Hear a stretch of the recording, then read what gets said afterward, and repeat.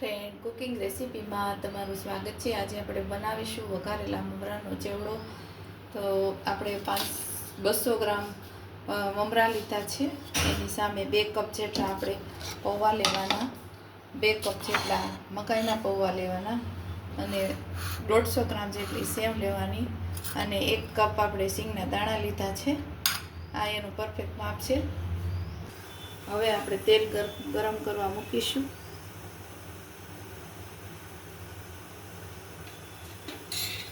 તેલ ગરમ થઈ ગયું છે, જોઈ લો પૌવા ઉપર આવી ગયા છે। એટલે આપણે આ મકાઈના પૌવાને આપણે તળી લઈશું। 2 કપ જેટલા લેવાના છે તમારે મકાઈના પૌવા। આ રીતે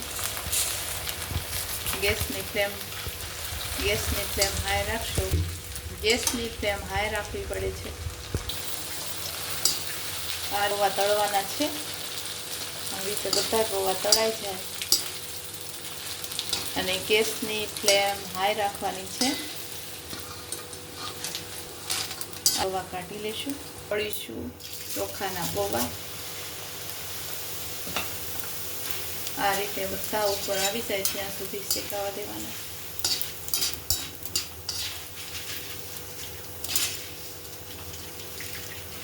અને 10 મિનિટમાં મમરાનો ચેવડો બની જાય છે, વાર નથી લાગતી। આ રીતે તમારે તળવાના છે। બાળકોને સ્કૂલે જવા માટે ફટાફટ મમરાનો નાસ્તો બની જાય છે। એટલે આ બધાને મમરાનો ચેવડો ભાવતો જ હોય છે। કપ જેટલા આપણે સિંગના દાણા એડ કરીશું। એને ધીમા તાપે શેકવાના છે, જ્યાં સુધી દાણા બધા તમારા ફૂટી ન જાય ત્યાં સુધી તમારે આ રીતે થવા દેવાના છે।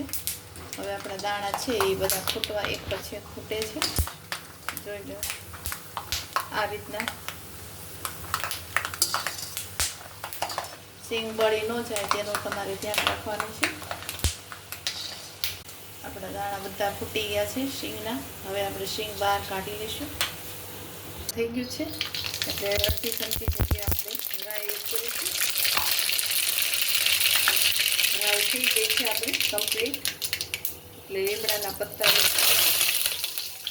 1 ચમચી જેટલી આપણે હળદર એડ કરીશું। આ રીતે હલાવવાનું, ગેસ બંધ કરી દેવાનો છે, હળદર બળી ન જાય તેનું ધ્યાન રાખવાનું।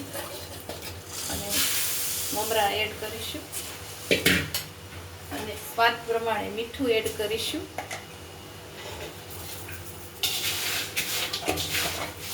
તમારે હલાવવાના છે બધા મમરા એકદમ મસાલો સડી જાય તે રીતે હલાવવાના છે।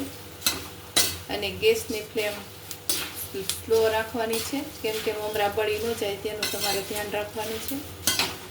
જો મમરા બળી જશે તો તમારો સેવડો નહીં લાગે, બળેલાની જ વાસ આવશે નકરી। એટલે આપણે ગેસની ફ્લેમ છે એ લો રાખવાની છે। આ રીતે હલાવતા રહેવાનું અને જ્યાં સુધી મમરા આપણે તડકો હોય તો તડકામાં શેકી લેવાના, તપાવી દેવાના, અથવા તો નોનસ્ટિક અથવા તો એક બાઉલમાં આપણે આ રીતે ગેસની ફ્લેમમાં આપણે શેકી લેવાના। એટલે ચેવડો છે એ આપણો એકદમ ટેસ્ટી અને કુરકુરે જેવો બને છે। નહીંતર વવાઈ ગયા હોય મમરા તો આપણો ચેવડો એટલો બધો ટેસ્ટ સારો આવતો નથી। તો આ રીતે આપણે મેં કરી લીધા છે મમરાને તડકામાં। અને આપણે ગેસમાં ધીમા તાપે મારા મમરા જો તમને શેકાઈ ગયા લાગે છે। અને ઉપરથી આપણે અડધી ચમચી જેટલી મસાલા પાવડર એડ કરીશું। આ આપણે એડ કરીશું, કેમ કે લાલ મરચું છે તે આપણે વઘારમાં નાખીએ તો આમાં પાણી ન હોય એટલે બળી જાય છે, એટલે ઉપરથી એડ કરીશું।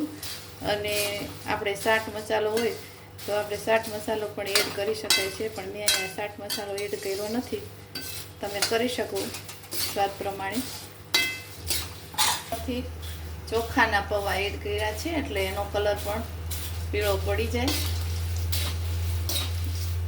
આ રીતે હલાવવાનું છે, તેનો કલર બદલી જશે હમણાં થોડીક વારમાં।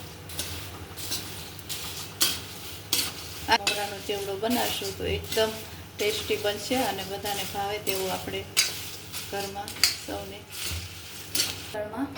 કાઢી લેશું, એટલે આપણા મમરા ચોટી ન જાય। એક અલગ વાસણમાં કાઢી લઈશું. મકાઈના પૌવા એડ કરીશું ઉપરથી.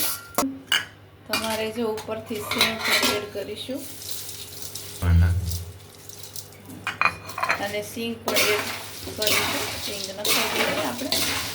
મકાઈના પૌવા છે એને થોડાક આમ આવી રીતે થોડાક આપણે દબાવીને કરીએ એટલે પૌવા મોટા રહેતા નથી. અને તમે પાપડ ભાંગીને પણ નાખી શકો છો. સેવ મમરાના ચેવડામાં આપણે મકાઈના પૌવા છે મોટા એટલે થોડાક આ રીતે કરી લઈશું. આ રીતે આપણો મકાઈનો ચેવડો એકદમ પરફેક્ટ માપ સાથે બની ગયો છે. ચેવડો એકદમ તૈયાર થઈ ગયો છે. તમારો સેવડો જો સારો લાગ્યો તો લાઈક કરજો, શેર કરજો, સબસ્ક્રાઈબ કરજો.